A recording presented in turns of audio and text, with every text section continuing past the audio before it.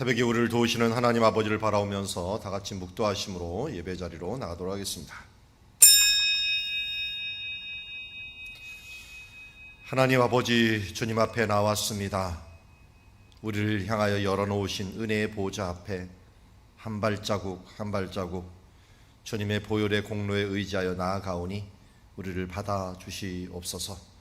오늘도 하늘문을 여시고 주의 영광을 보이사 하나님의 뜻을 깨닫게 하여 주시옵시고 우리의 삶을 통하여 하나님께 영광을 돌리는 하루 되게 하옵소서. 예수님의 이름으로 기도드리옵나이다. 우리 찬송가 440장 예수 나를 이끌면 함께 찬양하며 나가도록 하겠습니다.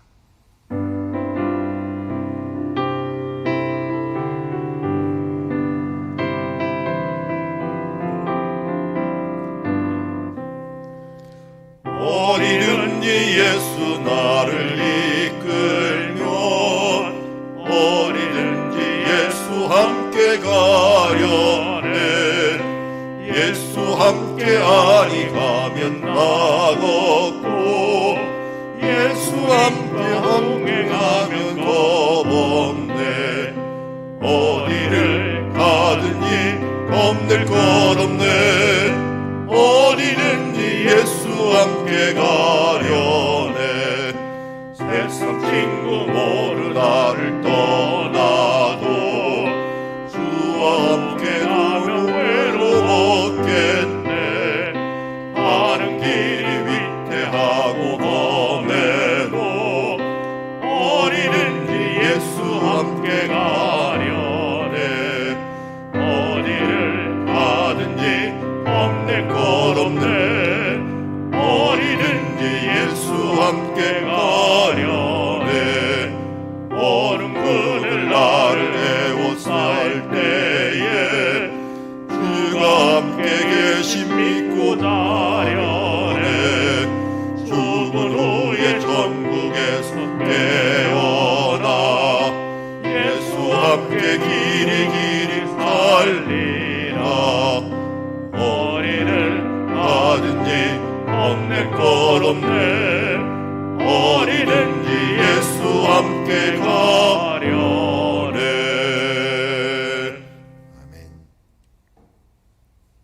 수요일 날은 우리 교육과 훈련을 위하여 기도하고 있습니다. 주님과 동행하여 준비된 일꾼들이 그 준비된 그릇들이 되게 하여 주시옵소서. 위드갓으로 회복을 넘어 부흥으로 나가게 하옵시며 교육기관들을 통해 미래 세대가 세워질 수 있도록 위해서 기도하며 또 우리 새가족 모임들을 위하여 기도하며 나가도록 하겠습니다. 기도하겠습니다. 하나님 아버지, 주님을 통하여 새 시대가 왔고 새로운 길이 열렸습니다.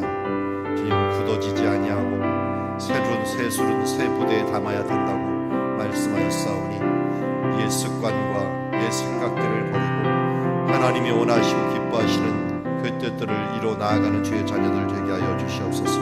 주여 주님과 동행하여 준비된 일꾼들 되게 하여 주시옵시고 위드갓으로 회복을 넘어 부흥으로 나가게 하여 주시옵소서. 교육기관을 통해 미래 세대가 세워질 것을 기대합니다. 오늘도 주님의 은혜를 기대합니다. 우리 새가족 모임을 통하여 또한 하나님께서 준비된 일꾼들로 세워주실 줄 믿습니다. 하나님, 우리는 연약합니다. 부족합니다. 그래야 하나님께 더 긍휼이 필요합니다. 하나님, 오늘도 우리를 긍휼히 여기사 주님 앞에 더 가까이 나아가는 주의 자녀들 될 수 있도록 도와주시옵시고 그의 나라와 그의 의를 구할 때 하나님의 일하심을 볼 수 있도록 은혜 베풀어 주시옵소서. 하나님 아버지, 너희는 가서 모든 민족으로 제자를 삼으라 말씀하였습니다.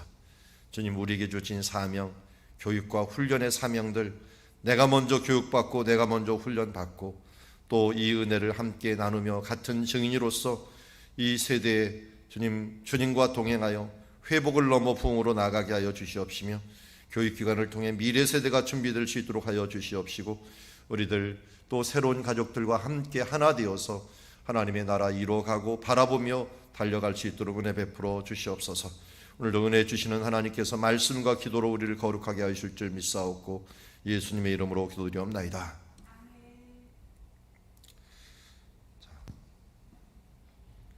오늘 우리에게 주신 하나님의 말씀은 누가복음 7장 18절에서 35절 세례 요한의 질문과 평가라는 제목을 가지고 하나님의 말씀 보도록 하겠습니다. 한 절씩 교독합니다.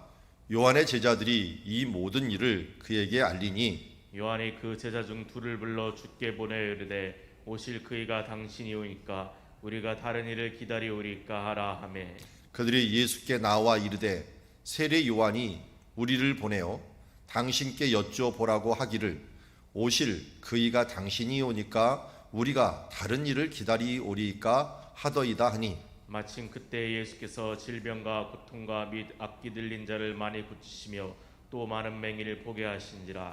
예수께서 대답하여 이르시되 너희가 가서 보고 들은 것을 요한에게 알리되 맹인이 보며 못 걷는 사람이 걸으며 나병 환자가 깨끗함을 받으며 귀먹은 사람이 들으며 죽은 자가 살아나며 가난한 자에게 복음이 전파된다 하라. 누구든지 나로 말미암아 실족하지 아니한 자는 복이 있도다 하시니라. 요한이 보낸 자가 떠난 후에 예수께서 무리에게 요한에 대하여 말씀하시되 너희가 무엇을 보려고 광야에 나갔더냐 바람에 흔들리는 갈대냐 그러면 너희가 무엇을 보려고 나갔더냐 부드러운 옷 입은 사람이냐 보라 화려한 옷을 입고 사치하게 지낸 자는 왕궁에 있느니라. 그러면 너희가 무엇을 보려고 나갔더냐 선지자냐 옳다 내가 너희에게 이르노니 선지자보다도 훌륭한 자니라. 기록된 바 보라 내가 내 사자를 내 앞에 보내노니 그가 내 앞에서 내 길을 준비하리라 한 것이 이 사람에 대한 말씀이라. 내가 너에게 말하노니 여자가 낳은 자 중에 요한보다 큰 자가 없도다. 그러나 하나님의 나라에서는 극히 작은 자라도 그보다 크니라 하시니 모든 백성과 세리들은 이미 요한의 세례를 받은지라. 이 말씀을 듣고 하나님을 의롭다 하되 바리새인과 율법 교사들은 그의 세례를 받지 아니하므로 그들 자신을 위한 하나님의 뜻을 저버리니라. 또 이르시되 이 세대 사람을 무엇으로 비유할까 무엇과 같은가. 비유하건대 아이들이 장터에 앉아 서로 불러 이르되 우리가 너희를 향하여 피리를 불어도 너희가 춤추지 않고 우리가 곡하여도 너희가 울지 아니하였다 함과 같도다. 세례 요한이 와서 떡도 먹지 아니하며 포도주도 마시지 아니하며 너희 말이 귀신이 들렸다 하더니 인자는 와서 먹고 마시매 너의 말이 보라 먹기를 탐하고 포도주를 즐기는 사람이요 세리와 죄인의 친구로다 하니 지혜는 자기의 모든 모든 자녀로 인하여 옳다함을 얻느니라. 얻느니라. 아멘. 오늘은 요한 앞에 세례 요한이라고 우리는 지칭하고 있는 세례 요한에 대한 부분들을 이야기하고 있습니다. 세례 요한의 제자들이 이 모든 일을 그에게 알리니라고 했는데 예수님이 하신 일, 전하신 말씀뿐만 아니라 일어나는 일들을 그 세례 요한에게 알려주었습니다. 그러면 이 세례 요한이 어디 있었느냐? 누가복음 3장 19절에 보면 분봉왕 헤롯은 그의 동생 아내 헤로디아의 일과 또 자기가 행한 모든 악한 일로 말미암아 요한에게 책망을 받고 그 위에 한 가지 악을 더하여 요한을 옥에 가두리라 라고 합니다. 마켈루스 요새라는 곳이 앞에 사진에 있는데요. 이곳은 아주 정말 깎아지르는 절벽 위에다가 세워놓은 요새입니다. 헤롯이 그 동생의 아내가 로마에 있었는데 로마를 방문했을 때 헤로디아를 데리고 옵니다. 또 헤로디아는 배다른 여동생이에요. 근데 이 헤로디아와 함께 하면서 무슨 일을 해버리냐면 자기 본처를 이혼을 시켜버립니다. 이 본처가 여기 마켈루스 요새 남쪽에 다스리고 있었던 나바티아 왕국의 공주였습니다. 그러는 바람에 나바티아 이 왕국과 이제는 전쟁이 일어나게 생겨버린 거예요. 부인을 저버리는 바람에. 그런 일 때문에 긴장을 하고 있는 중에 요한이 이 일들에 대해서 책망을 합니다. 감히 잘못했다는 것을 알면서도 감히 지적을 못했는데 요한이 이에 대해서 지적을 하니까 요한의 이 입을 틀어막기 위해서 그 위에 한 가지 악을 통하여 요한을 옥에 가두니라. 옥이라고 알려져 있는 장소가 발견이 됐는데 아래쪽에 이 요새 아랫부분에 보면 동굴들, 옆에 사진이 있는데요. 이런 동굴들이 제법 있어요. 동굴들을 모양을 보니까 이건 감옥 같다 해서 요한의 감옥이라고 알려져 있는 장소가 있습니다. 그러니까 이곳에 가둬 뒀는데 그래도 뭐 워낙 유명한 사람이니까 면회는 되는 것 같아요, 제자들이. 그래서 면회를 하면서 제자들이 이 모든 일들을 감옥에 있는 그에게 알려준 겁니다. 그랬더니 요한이 그 제자 중 둘을 불러 주께 보내어 이르되 오실 그이가 당신이오니까, 당신입니까? 라고 물어본 거죠. 근데 우리가 다른 일을 기다려야 합니까? 라고 물어봅니다. 근데 이 말은 요한이 물어볼 필요가 없었어요. 이미 요한이 세례 줄 때 하나님으로부터 증거를 받았거든요. 이 사람은 누가 하나님께로 오실 자인가, 그 오실 그 메시아인가 하는 부분들이 성령이 그에게 임하는 걸 보면은 그가 내가 보내준 자는 걸 알 것이다 하면서 요한복음에서 미리 말하면서 그가 이 부분을 알고 있었어요. 확신하고 있었어요. 그런데도 왜 또 보냈을까요? 그들이 예수께 나아가서 세례 요한이 우리를 보내어 당신의 여쭤보라고 하기를 오실 그이가, 그는 이제 메시아죠. 그가 당신입니까? 아니면 다른 사람을 기다립니까? 또 물어봅니다. 왜 이런 일이 벌어졌을까요? 우리는 한 번 안다고 우리 그 믿음이 영원히 가는 게 아닙니다. 우리 세례 요한을 통하여 보건대 어렵고 힘들고 또 뭔가 시간이 지나다 보면은 그게 맞나? 그때 내가 경험했던 게 맞나? 할 정도로 의심이 날 때가 있습니다. 그렇게 뜨겁게 경험해 놓고서 그 믿음이 정말 빨리 식어지는 것을 보게 됩니다. 혹시 지난주 말씀이 뭔지 아십니까? 지난주에 눈물을 흘렸던 분도 아마 지나놓고 나면은 뭐 얘기했지? 지금 머리 돌리시는 분들이 머리 돌리는 소리가 들리는데 키워드가 뭐였더라? 어루만짐이었는데 어루만짐에 그 뭐가 어루만짐이었지? 하면서 이것저것 이 간절함부터 시작해서 쭉 얘기가 되겠죠. 근데 우리가 참 잘 잊어버려요. 이게 하나님 즉 큰 은혜이기도 하지만 또 약점이기도 해요. 좋은 것은 기억하고 안 좋은 것은 좀 빨리 잊어버렸으면 좋겠는데 이상하게 안 좋은 것은 오래 기억하고 좋은 것은 좀 짧게 기억하는 경향이 있어요. 그러다 보니까 항상 기뻐하라, 이게 범사에 감사하라고 하는 의미가 뭡니까? 우리 인간들 자체가 비판하는 데 너무 빠르고 불평하는 데 너무 빠른 거예요. 광야 생활에 나왔는데도 구름 기둥과 불 기둥을 보는 게 아니라, 만나를 보는 게 아니라 없는 것만 자꾸만 봐요. 하나님이 홍해를 건넌 사건들은 바로 잃어버리고, 그 애굽을 이겼던 하나님의 이 전능함을 잊어버리고, 가나안 땅에 그 높은 성벽 조금 봤다고, 이건 애굽에 비하면 아무것도 아니거든요. 근데 그거 보고 벌벌벌 떨어요. 여호수아와 갈렙만 하나님의 구름 기둥과 불 기둥을 보면서, 그렇지 저기 헤브론에 있는 그 성들 아낙 자손들은 아무것도 아니지, 하나님 이런 능하신 하나님, 이 만나를 내리시는 하나님 다른 광야에서 볼 수 없었는데 그가 봤잖아요. 그걸 보니까 그런 넉넉히 우리가 이긴다고요. 그들은 우리의 밥이야, 우리들 먹이에 불과해. 그런데 사람들은 여전히 없는 것만 보는 거예요. 이 오합지졸의 사람들, 천막에 사는 사람들, 키가 작은 사람들, 뭐 가진 무기 하나도 없는 사람들, 이걸 어떻게 이기나 하는 없는 것만 보는 거예요. 세례 요한도 이 감옥에 갇히다 보니까 분명히 경건 생활을 하고 했는데도 불구하고 자기가 아마 떠날 때가 얼마 남지 않은 것을 알았는지 뭔가 더 확인하고 싶었던 것을 보게 됩니다.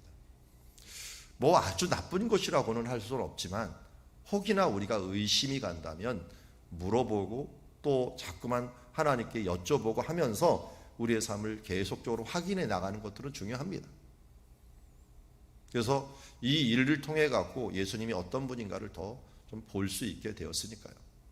그래서 우리가 하나님의 뜻을 믿고 나가는 데 있어서 뭐 돌다리도 두들겨면서 가라라고 했는데, 신앙생활할 때 말씀을 또 보고 묵상하고 또 씹어보고 또 삼켜보고 또 그것을 소화시켜보고 하면서 하나님의 말씀을 지속적으로 내 것으로 만들며 배우고 확실한 바에 거하는 삶을 살라라고 말한 것처럼, 우리가 요한의 이 부분들은 의심에 있어서는 조금 의아하지만 그러나 이렇게 훌륭한 사람도 두들기면서 갔다. 하는 것을 바라보면서 우리가 배우고 확신한 바에 거할 수 있도록 더욱더 하나님께 나가야 될 줄 믿습니다. 자, 이렇게 물어볼 때 예수님께 왔던 세례 요한의 제자들, 마침 그때 예수께서 질병과 고통과 악귀 들린 사람을 많이 고치며 또 많은 맹인들을 보게 하는 일들을 하고 계셨습니다. 그랬더니 예수님께서 너희가 가서 보고 들은 것을 요한에게 알리라 라고 얘기합니다. 보고 들은 것을 요한에게 알리라. 그러면서 알려야 될 것들, 봐야 될 것들, 이 부분들도 알려줘요. 엉뚱한 거 괜히 알려주면 안 되잖아요.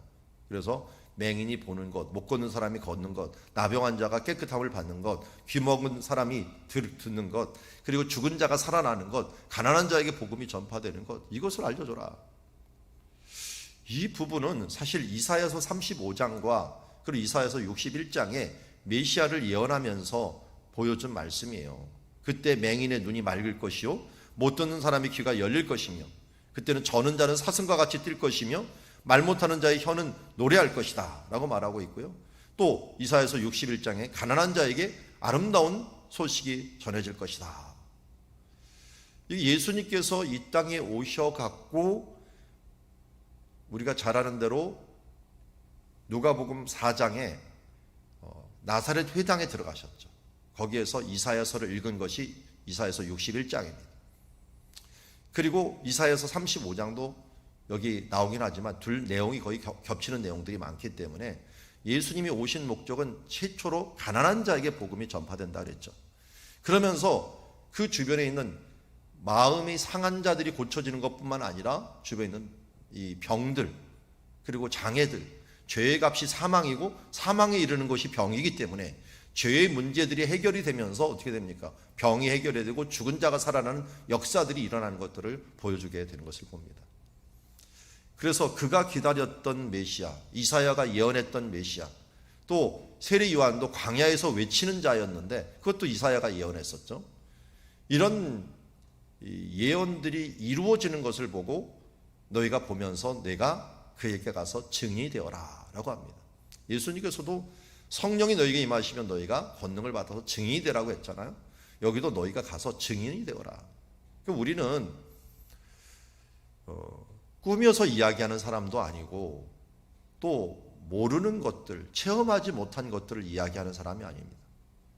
우리는 우리가 받고 구원받은 그 복음, 그 은혜, 이 부분들을 나눠주는 사람이 돼야 되죠. 그래서 어떤 사람이 복음의 능력이 가장 강합니까? 가장 많은 은혜가 받은 사람들이 복음의 능력이 가장 강합니다. 또 어떤 사람들이 병원이나 또 어떤 어려운 사람들의 설득력이 강합니까? 그것을 경험해보고 그것에 대한 애틋한 마음이 있는 사람들이 가능한 거죠. 그래서 우리에게 그런 마음을 하나님께서 주실 때도 있고 때로는 환난 가운데서 그것을 경험할 때도 있어요.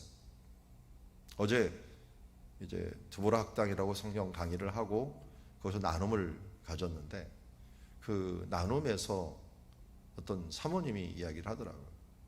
자신은 신학을 했는데 동기 여전도사님들은 사역을 열심히 하는데 자기는 하나님 이상하게 선교사로 우즈베키스탄을 보내다가 조금 있다는 미국을 보내다가 또 뭐 남미를 보내다가 이런 식으로 막 하나님 보내주시는데 일도 하는 것도 아니고 사역도 하는 것도 아니고 이상하게 미국에 가서는 생계를 위해서 공장에 가서 납땜을 했대요.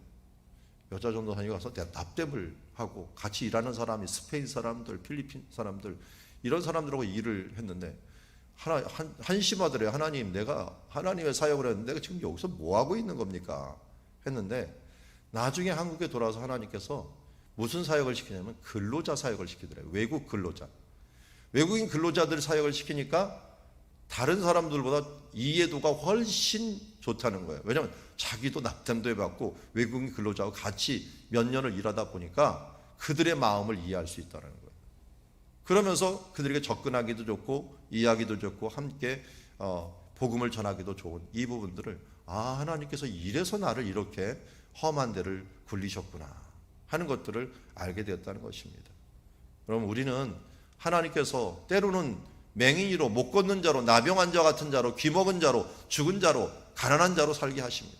아니 어떤 사람은 일부러 가난해지기도 하고 일부 손양호 목사님 같은 경우는 어떻게 합니까? 일부러 나병 환자 속에 들어가갖고 나도 나병 걸렸으면 좋겠다 해서 이 입으로 고름을 빨아내고 하는 일들을 통해서 일부러 낮아지는 사람도 있어요. 예수님도 그랬죠. 의도적으로 하늘의 영광을 버리고 이 땅에 낮아진 겁니다. 그런 사람들은 어떤 소망이 있습니까? 낮아진 사람은 올라갈 희망이 있고 선국의 원리가 섬기는 자가 큰 자라고 얘기했기 때문에 이렇게 가난한 자, 낮은 자, 배고픈 자로서 살아가는 모습을 견지했던 것을 보게 됩니다. 그러다 보니까 어떻게 됩니까? 이들과 함께하고 이들과 동감하고 이들을 살릴 수 있는 일들로 행하게 된 거죠. 23절에 이 모습을 전하라고 하면서 여기 이제 마지막 말을 합니다. 누구든지 나로 말미암아 실족하지 아니하는 자는 복이 있도다.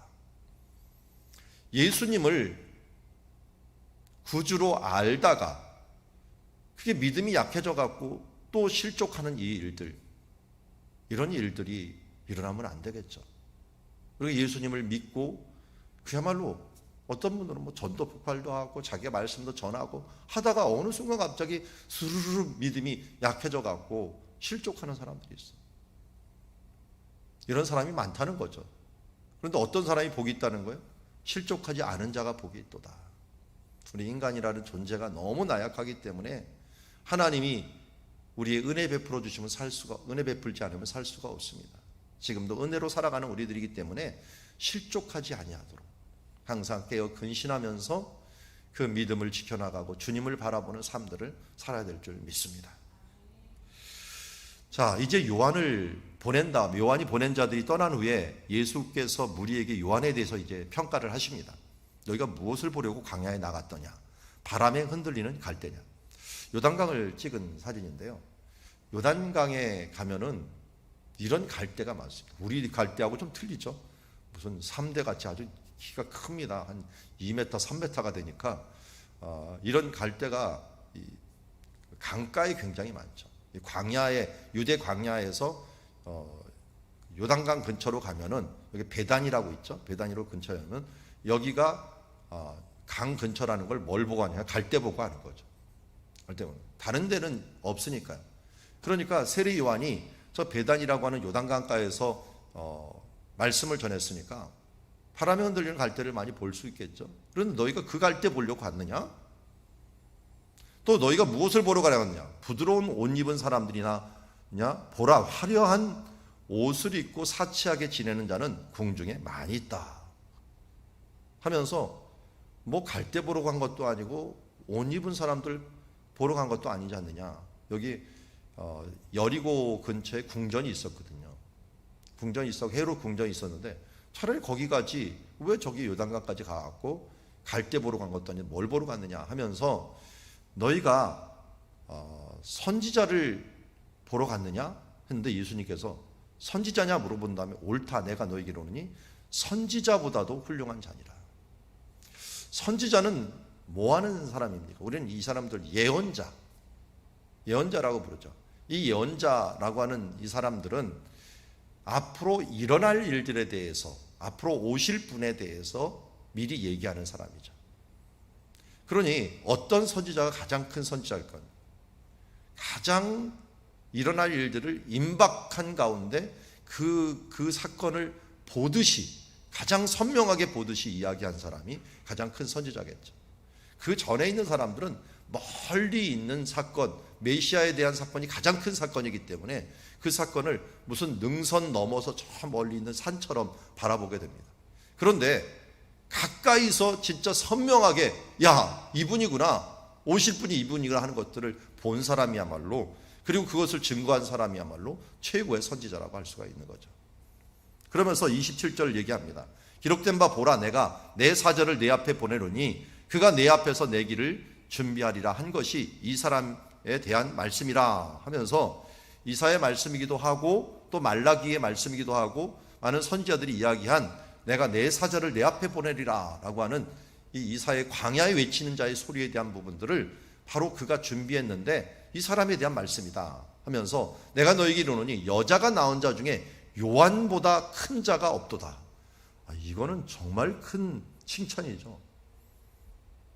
선지자보다 큰 자에다가 여자가 그동안 여자가 낳은 사람들 중에서 인류의 모든 사람보다 요한보다 큰 자가 없다라는 거예요. 다윗도 그렇고요, 모세도 그렇고요, 그 외에 엘리야도 그렇고요. 이 모든 사람들보다 사실은 세례 요한이 가장 크다라고 얘기해요. 이 정도면 뭐 최고의 칭찬이죠. 근데 그 뒤에 말이 참 희한한 말이 있습니다. 그러나 하나님 나라에서는 극히 작은 자라도 그보다 크니라. 여러분, 준비를 열심히 한 사람, 정말 그 앞에까지 최선을 다해서 준비하고 이제 막 끝내려고 하는 사람이 있고요, 이걸 딱 통과한 사람이 있어요. 준비가 끝난 걸 가지고 준비가 완료된 걸 맛본 사람이 있어요. 누가 더 큰 자입니까? 음식을 정말 잘 준비하고 이제 마지막까지 딱 준비한 사람, 그리고 뒤에 가서 맛본 사람. 우리가 이건 앞에서 이미 제가 얘기한 바 있어요. 마리아가 참 복 있는 사람이죠. 근데 누가 더 복 있는 사람이에요? 우리가 더 복 있는 사람이에요. 왜? 마리아는 정말 복된 여인이죠. 예수님을 품었으니까. 그런데 예수님은 나오셨잖아요. 근데 우리는 어땠어요? 예수님 나오신 게 아니라 예수님이 우리 가운데 들어오셨잖아요. 그리고 영원히 떠나지 않잖아요. 우리가 더 복된 사람이죠. 세례 요한은 예수님을 보면서, 육신의 예수님을 보면서 했지만 예수님을 품지는 못했어요. 임마누엘 주님과 계속 함께하지는 못했어요. 그러니까 이런 의심을 하고 있죠.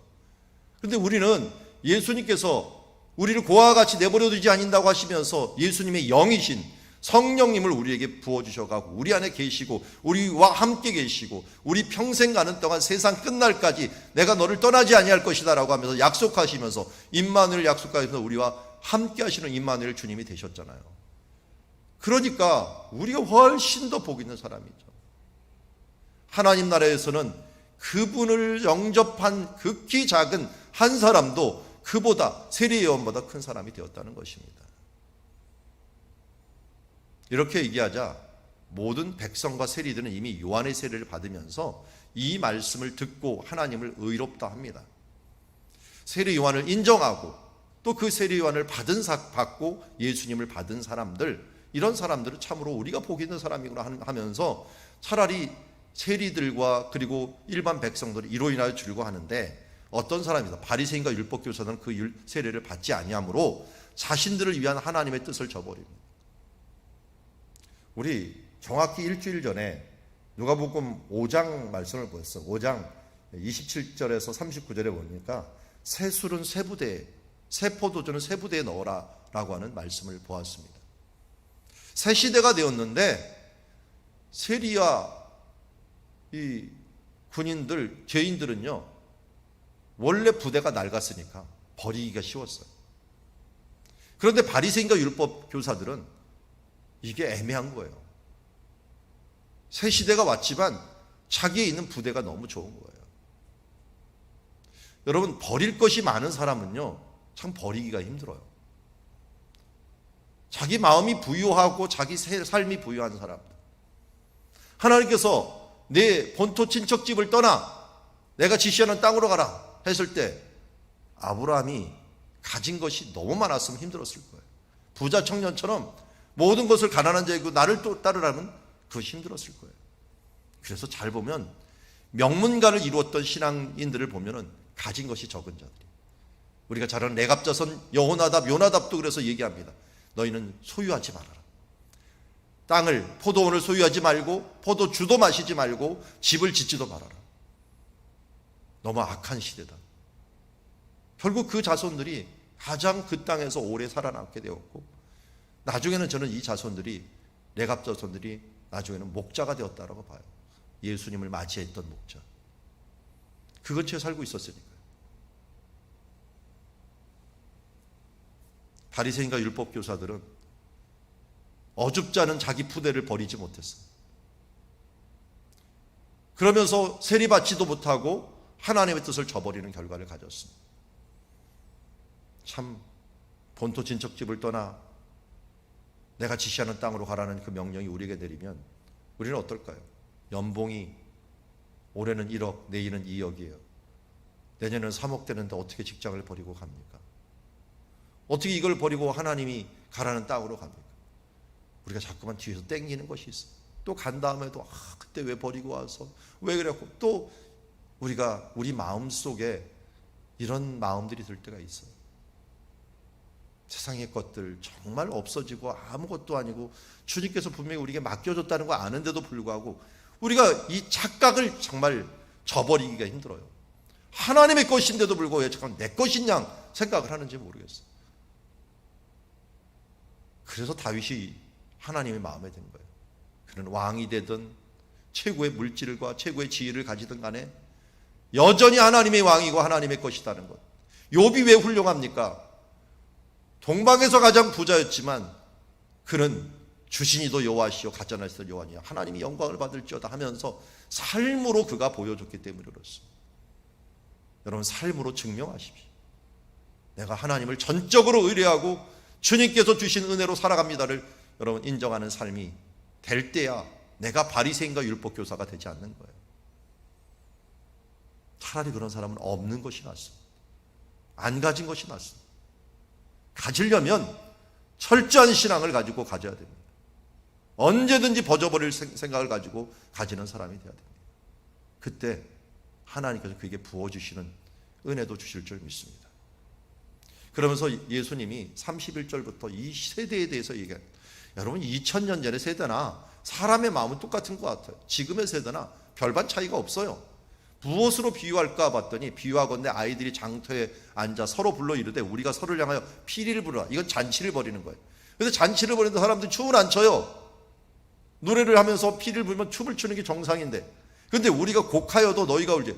이 장례식에 갔다가 애들이 곡하는 놀이를 하는 거예요. 에이고 에이고 하는데 애들이 울지가 않는 거예요. 세례요한이 와서 떡도 먹지 아니하고 포도주도 마시지 아니하며 너희가 말이 귀신 들렸다. 그런 정의를 위해서 절제하면서 살아갔는데도 불구하고 그는 어떻게 했습니까? 사람들이 그는 귀신 들렸다 하고, 예수님이 와갖고 먹고 마시며 보라 먹기를 탐하고 포도주를 즐기는 사람이요 세리와 죄인의 친구로다 라면서 또 비난을 합니다. 잔치하면서 즐겁고 기뻐하고 사랑으로 품었는데도 불구하고 그런 사람들은 죄인의 친구라고 하고, 또 정의로서 외쳤는데도 불구하고 저가 귀신이 들려서 그런 거야.